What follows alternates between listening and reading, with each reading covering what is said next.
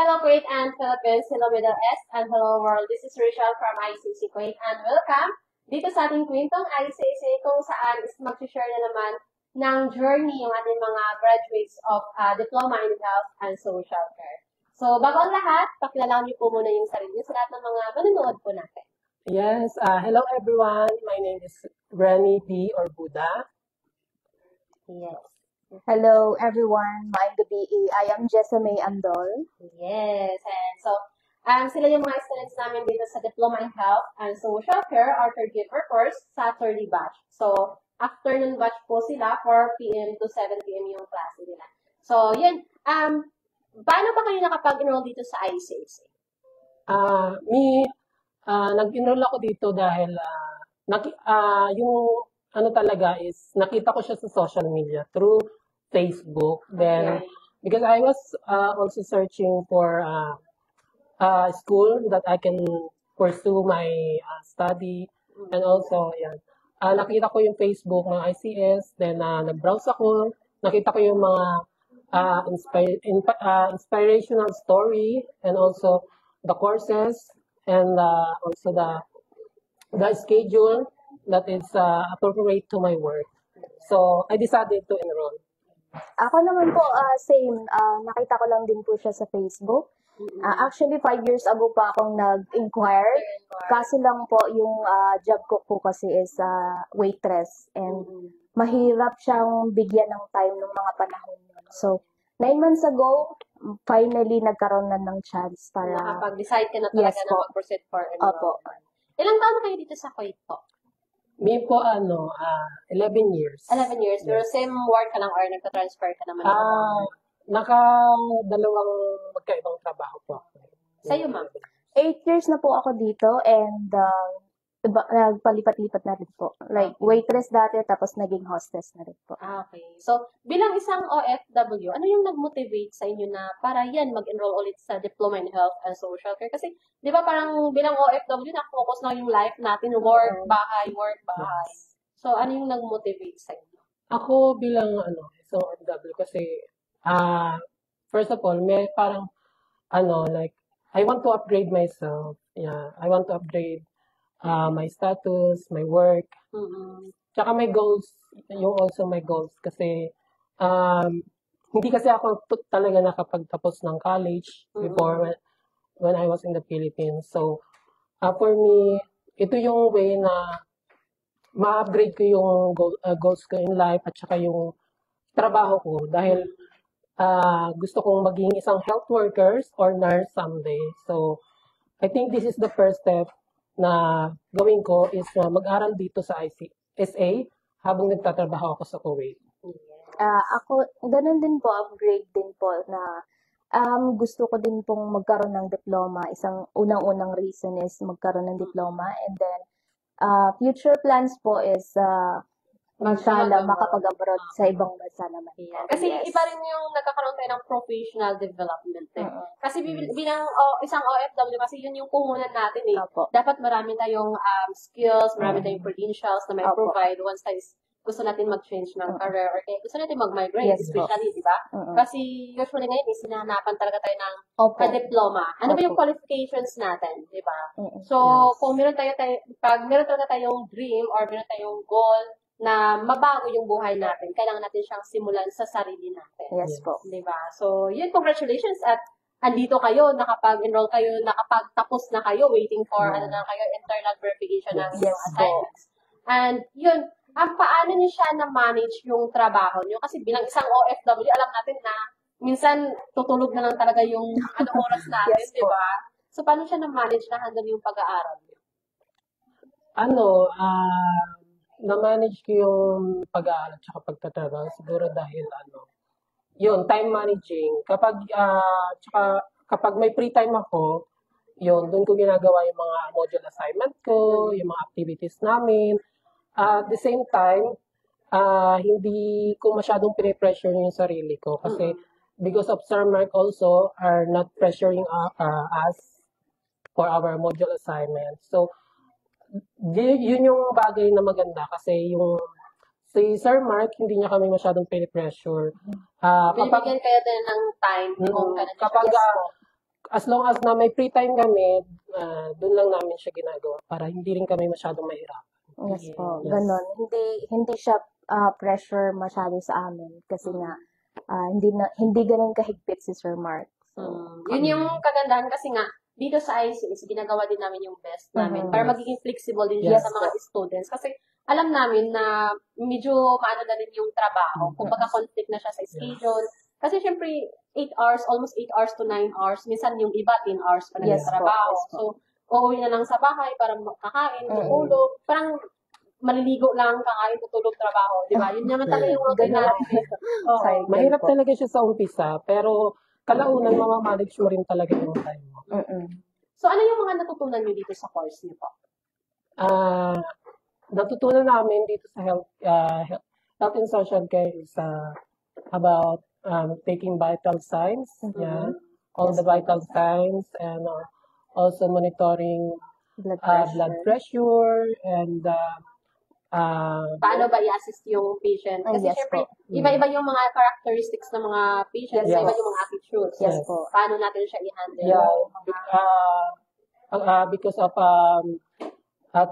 therapeutic communication, yun natutunan namin kung paano i-handle yung mga patient and different moods, different attitude, and situation. Yes po. Same.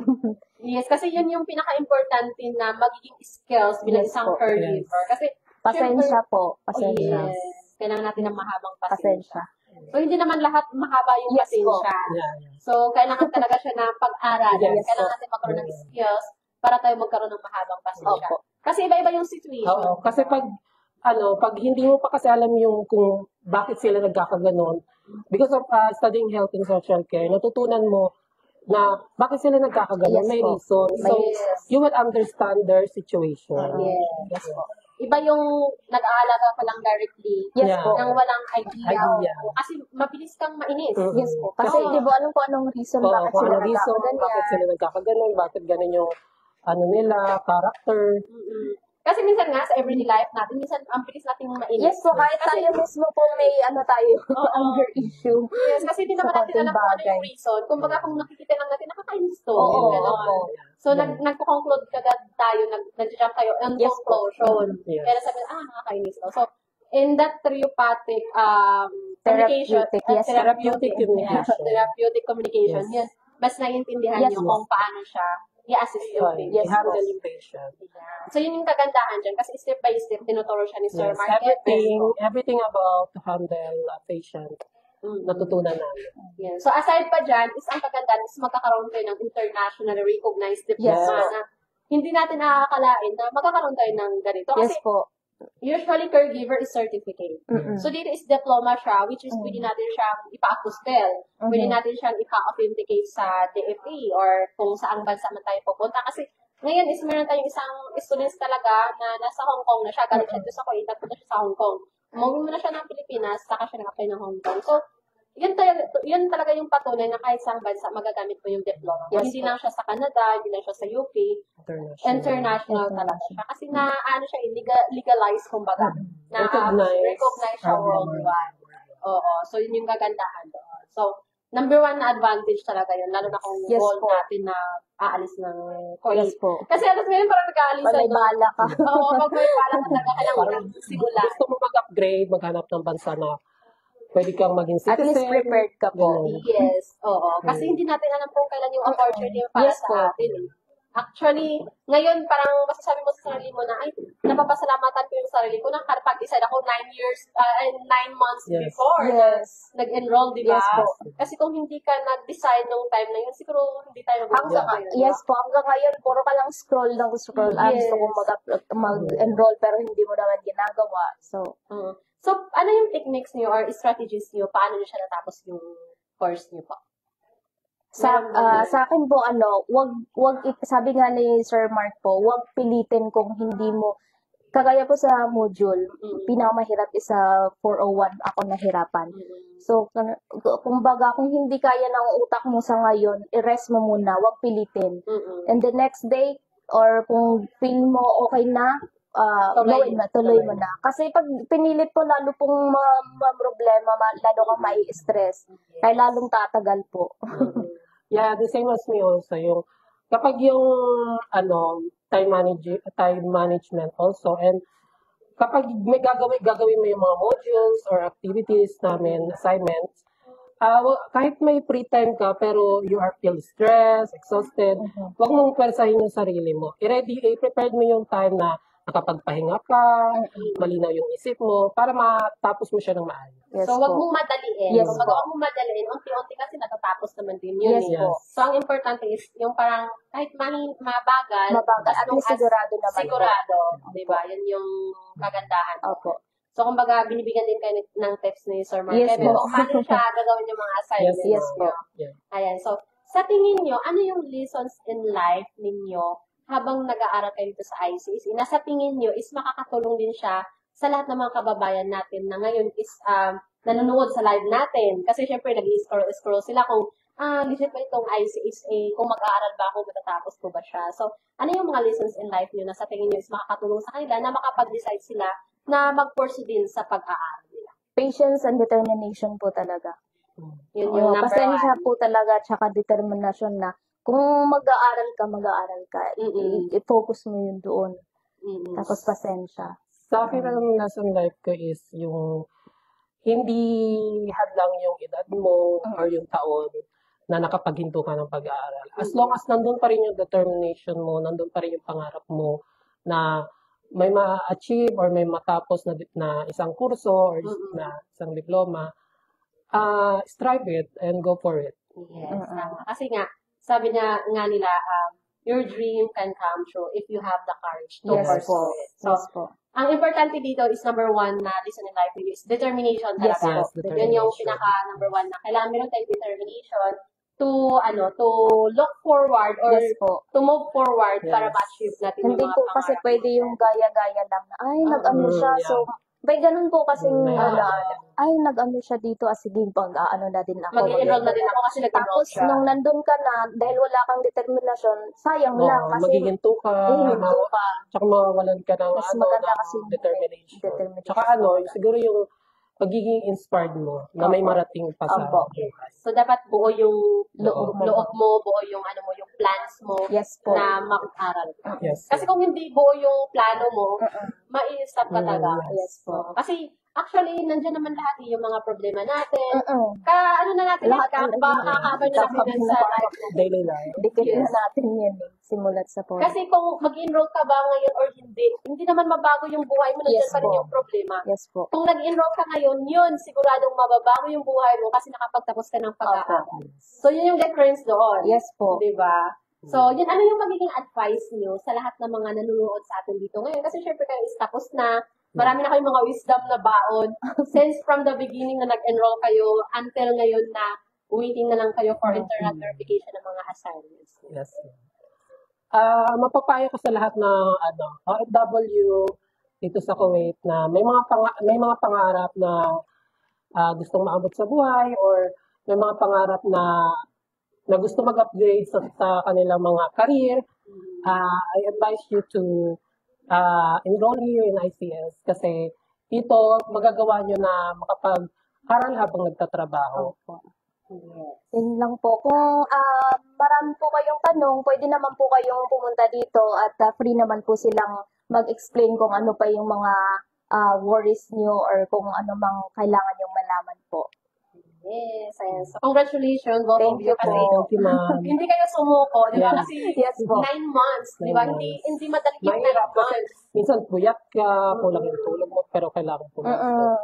Ang daming nangyayari ng 9 months. Yes po. 1 week Super. nga ng 1 day ang Yes dami po. nang nangyayari. Pero nandito kayo, nag-uusap tayo, nakapag-interview ako sa inyo kasi natapos niyo yung course niyo. So, Yes po. congratulations. Thank you, Salamat Sa po. hindi pagsuko sa mga pangarap. Salamat ICSA and everyone. Yeah, thank you, Sir Mark, and CSA. Yes. And so, para din sa lahat ng mga kababayan natin na nanonood ngayon sa live natin kasi itong live natin minsan dumadating na siya sa Hong Kong, sa Taiwan, sa Malaysia, of course sa Canada kasi ngayon meron na kami mga estudyante sa Canada. So, kasi syempre nasa Canada na sila, kumbaga kailangan nila ng additional units nga para magiging PR sila. Kasi nanapag talaga siya ng credentials. So, yun, kaya marami na kami mga students din sa Canada. So, online sila nag-aaral. So, itong live natin, umaabot siya sa buong mundo talaga. So, yun, Kung isa din kayo sa mga nangangarap na magiging isang caregiver at kailangan nyo ng internationally recognized diploma, so open for enrollment po yung ating Diploma in Health and Social Care or Caregiver course, which is pwede natin siyang tapusin sa loob ng 9 months or kaya 18 months. And kagandahan dito, since tayo is OFW, pwede tayong mag-aral once a week lamang. So meron tayong mga schedules na pwedeng pagpipilian. So kung isa po kayo sa na-inspire sa kwento nila, kasi sila din is isang OFW dito sa Kuwait. So si ma'am is 9 years? 8 years. 8 years. Almost 9 years po. Yes, and then si sir is 11 years. So 11 11 years and 8 years bilang isang OFW. Ngayon is waiting na lang sila para matanggap nila yung kanilang credential. So yun, message na po kayo sa aming WhatsApp number +965-9930-2850. Ako po muli si Ms. Rochelle at kasama ko si... Ako po si Renny, Bior Buda. Yes. Ako po si Jessa May Andol. Ang nagsasabing ICC is your partner in success. Thank you everyone! Thank you so watching. much. God bless you.